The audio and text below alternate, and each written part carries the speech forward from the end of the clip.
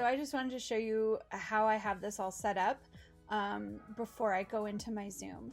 So I do have in full screen mode, so I'll come out of full screen. So in full screen mode, I go ahead and open up my presentation. I don't have to be in full screen mode, but I at least need to get to the slide that I want to start my recording on, and then I go into present because I don't need to see all of the additional slides and the notes and everything.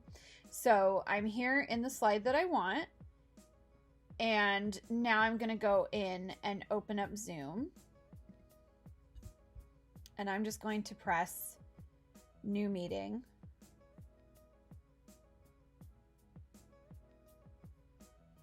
And then if you do in fact want your face to be on there, I mean, that's the whole point, I think, in using Zoom anyways. So if I want my face to be in there, then I'm going to go ahead and turn on my video. So I just clicked on, stop video so that it turns on. And then I'm going to go ahead and click on the record button. And now I'm going to click share screen. Now, once I'm in share screen mode, I'm going to be looking for the screen that has my presentation on it. Should be nice and clear.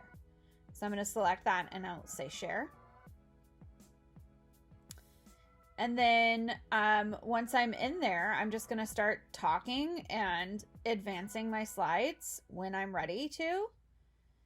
And then as soon as I'm done talking about whatever I'm talking, remembering that when we're doing these flipped classroom videos, we want it to stay under 10 minutes. If at all possible. The thing with Zoom is that you don't necessarily have a time limit more than like an hour, but you should never, I want to preface that, you should never be creating these videos for that long. So we're going to go ahead and say, when we're done, stop share. And then we'll say, stop recording. And then as soon as you hit end,